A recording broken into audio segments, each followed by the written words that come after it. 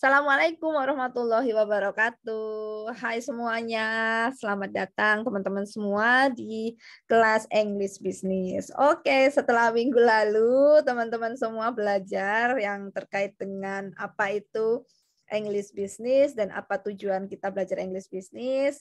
Mudah-mudahan teman-teman semua sudah bisa memahami ya tentang esensi mata kuliah ini dan tujuan mata kuliah ini. Nah, gimana kabarnya? Mudah-mudahan selalu dalam lindungan Allah Subhanahu wa taala dan teman-teman semua diberikan keberkahan dan juga semangat untuk mencapai cita-cita. Nah, di minggu pertemuan ketiga atau minggu ketiga ini kita belajar hal yang sedikit refresh dan berbeda ya.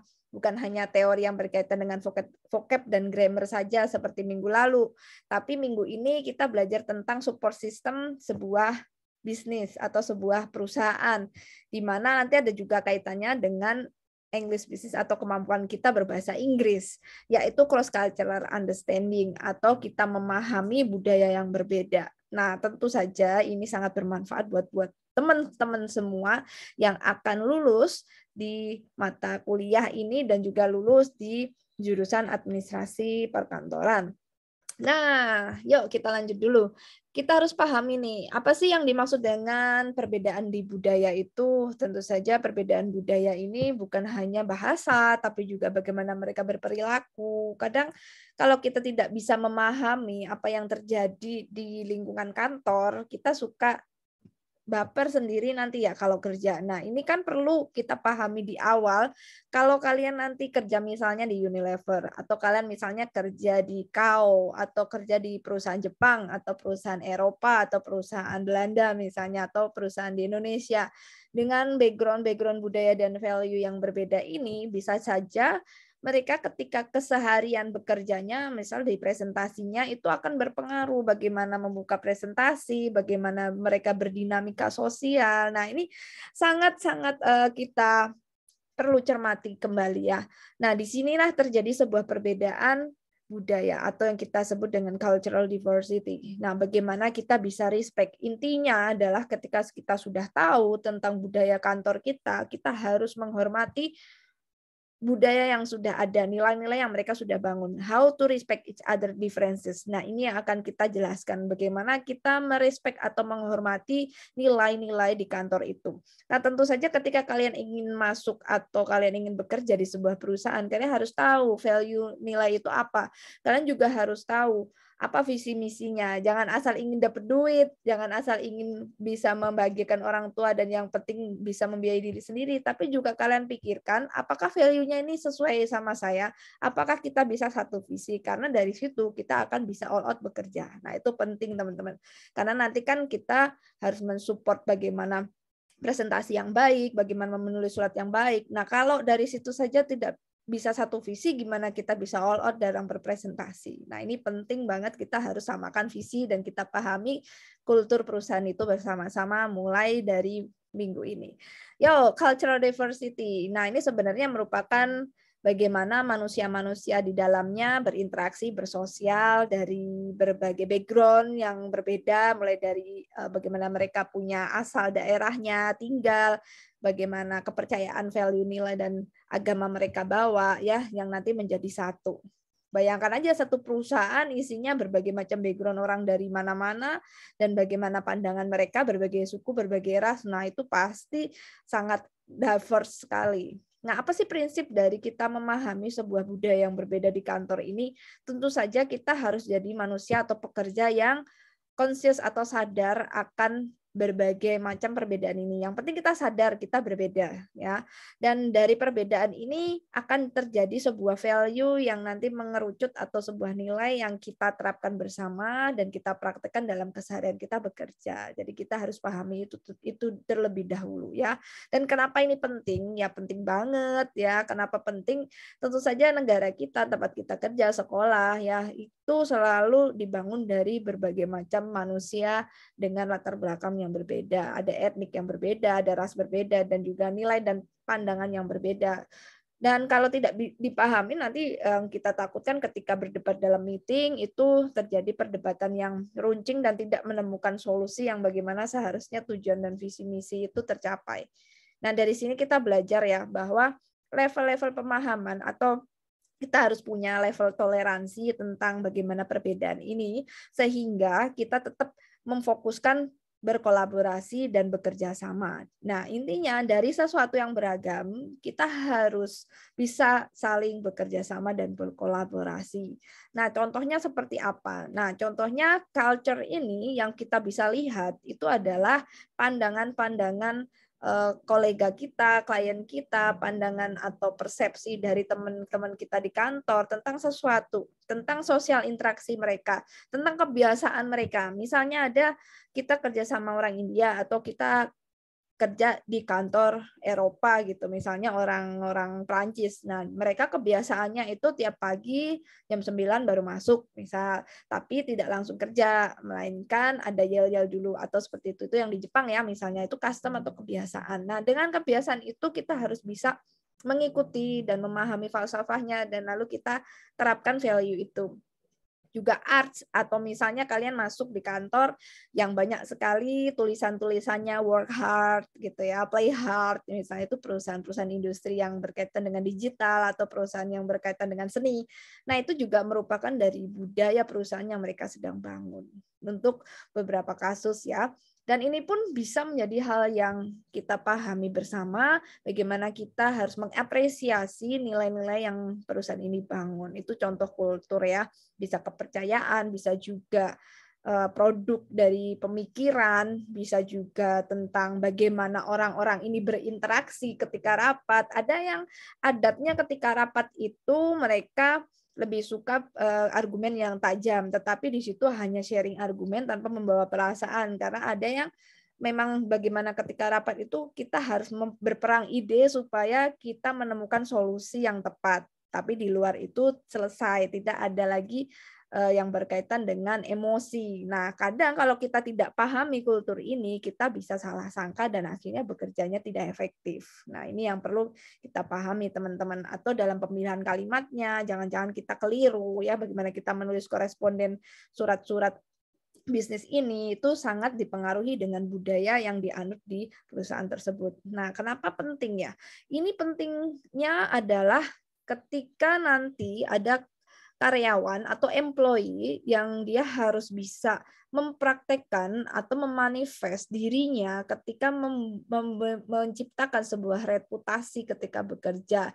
Nah, di sini kan akan mendapatkan sebuah positivity opportunities. Jadi kalian akan punya nama baik, kalian akan punya nama reputasi yang oke ya. Ini untuk bisa pembawaan diri kalian ketika bekerja. Karena banyak sekali tugas yang harus kalian selesaikan dalam waktu bersamaan ketika rule-nya atau tatanan bawah fondasinya itu adalah kultur belum dipahami, akan sulit untuk bisa bekerja.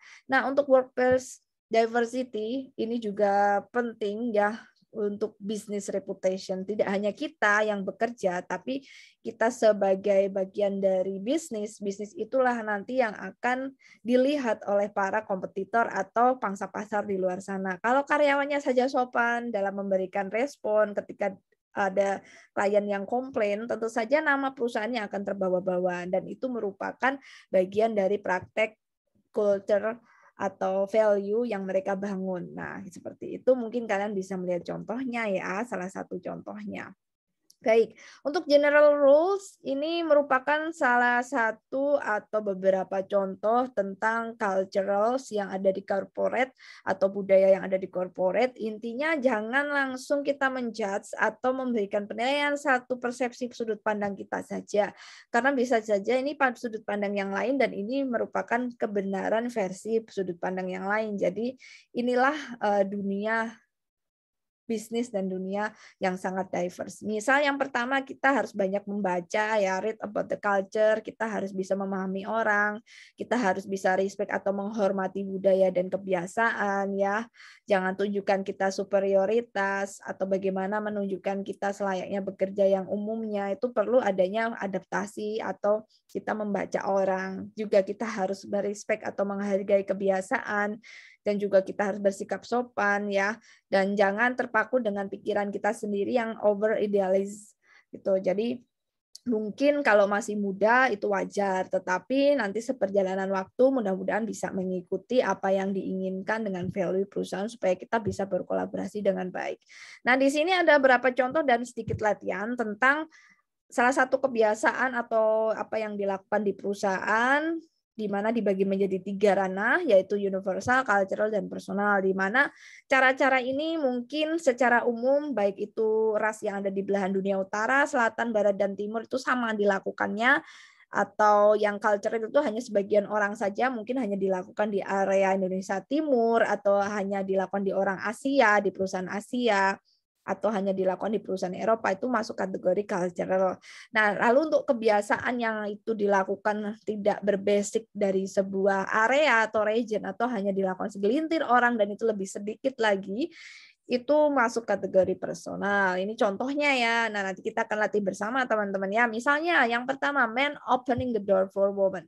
Nah, menurut kalian ketika laki-laki membukakan pintu untuk seorang wanita, kebiasaan ini apakah masuk ke ranah universal, cultural, atau personal? Nanti silakan kita akan lihat komentar kalian masing-masing.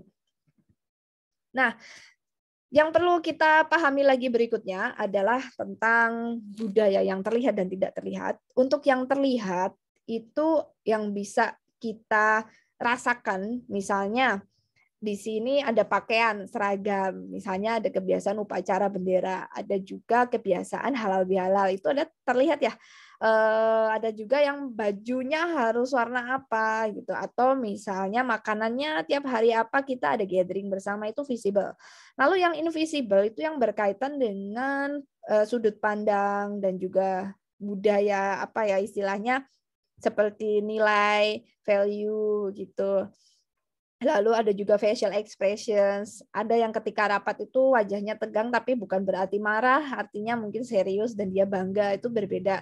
Ada juga holiday, liburan. Nah, nanti dari sini kalian harus bisa bedakan mana yang masuk kategori cultural yang visible dan juga yang invisible. Nah, kalau musik, Bu, musik itu masuk invisible atau visible? Yang bisa dilihat dengan mata, bisa dipegang, yaitu adalah visible. Visible itu visi yang bisa terlihat mata ya. Konsep dari sebuah kecantikan, nah itu apakah masuk visible? Tentu saja dia invisible. Nah, ini jadi tugas teman-teman untuk memisahkan mana yang masuk kategori budaya visible dan invisible. Nah, kita masuk lagi nih untuk contoh-contoh. Nah, ini adalah hanya sekilas info saja ya.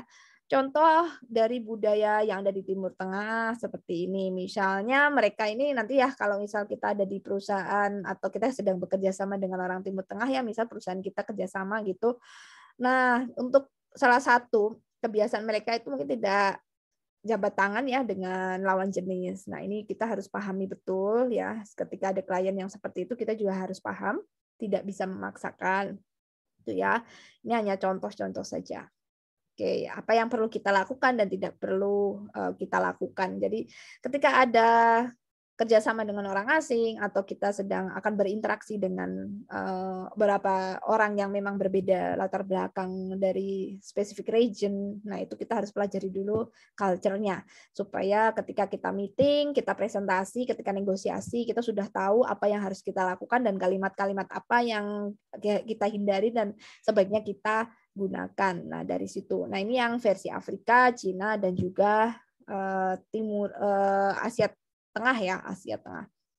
Nah, dimensi budaya sendiri menurut Hofstede ini merupakan program atau situasi yang mempengaruhi cara berpikir dan berperilaku. Sehingga kita juga harus memahami budaya itu fungsinya ketika berperilaku bekerja, jadi bisa lebih tepat lagi supaya kita tidak salah sasaran. Nah, untuk dimensi yang bisa diukur dalam budaya itu ada power distance, individualism, collectivism, dan uncertainty, avoidance, juga masculinity versus femininity, atau juga long term orientational. Itu hanya sekilas saja ya untuk budaya kerja di Indonesia. Jadi teman-teman semua, kita basically harus bisa respect dengan budaya di mana kita sedang bekerja. karena manusia itu merupakan hasil dari olah pikirnya, sehingga pasti memiliki persepsi yang berbeda-beda tentu saja. Nah, ini untuk latihan kalian semua, dan jangan lupa kita akan bahas ini di minggu depan. Kalian kerjakan di rumah ya, atau di kos-kosan, atau silakan kalian berdiskusi dengan temannya, tetapi saya minta untuk kalian kerjakan secara individu, kalian tulis gitu. Setelah itu kalian kumpulkan melalui Google Drive yang ada di Bismart. Nanti kita akan bahas minggu depan. Kalian perlu jawab 3 pertanyaan ini ya. Baik, yang pertama itu apakah implikasi atau dampak dari budaya bagi perkembangan bisnis? Menurut Anda apa dampaknya budaya ini? Lalu yang kedua, apakah ada sebuah strategi tertentu ya yang bisa diadopsi atau digunakan untuk mendapatkan sebuah benefit atau keuntungan supaya budaya-budaya yang berbeda culture-nya ini di perusahaan menjadi sebuah kekuatan bagi bisnis itu sendiri. Lalu yang ketiga, elemen apa sih dalam sebuah budaya yang bisa menyebabkan sebuah keretakan atau sebuah masalah ketika bekerja di perusahaan. Silakan kalian menuliskan jawabannya, tidak perlu panjang-panjang ya, bikin dalam 1 paragraf, tapi sudah menjawab 3 pertanyaan ini sebanyak 250 kata saja dalam Microsoft Word dan dikumpulkan di Bismart. Nanti kita akan bahas minggu depan. Baik, itu dia teman-teman semua yang bisa saya sharing untuk minggu ketiga ini yang berkaitan dengan cultural diversity atau bagaimana kita memahami budaya di perusahaan yang berbeda supaya kita bisa bekerja dengan baik dan dengan nyaman bersama dan bisa mencapai tujuan perusahaan. Sampai jumpa lagi minggu depan di materi yang berbeda. Wassalamualaikum warahmatullahi wabarakatuh.